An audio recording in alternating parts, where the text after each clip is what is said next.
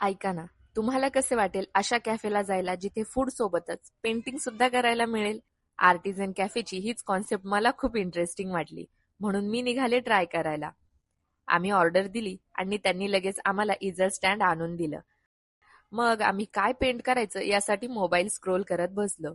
पेंटिंगसाठी लागणारी सगळी आर्ट सप्लाईज त्यांनी आणून दिली. मस्त एप्रिन घालून मी तयार झाले. कॉफीचा एक सिप घेतला आणि एक फ्रेश स्टार्ट केला. इकडे चंचल पण पेंटिंगसाठी रेडी झाली.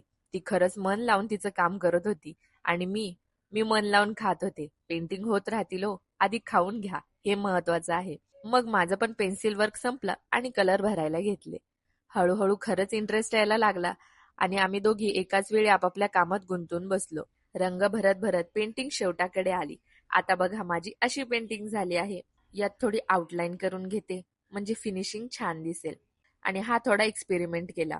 जिथे मी थोडं चुकले पण ते ओव्हरऑल खूप छान दिसायला लागलं. तुम्हाला काय वाटतंय मला कॉमेंट करून सांगा. इकडे चंचलची पण पेंटिंग डन झाली. ब्रश ड्रॉप केला, हात वगैरे साफ केले, बिल केलं.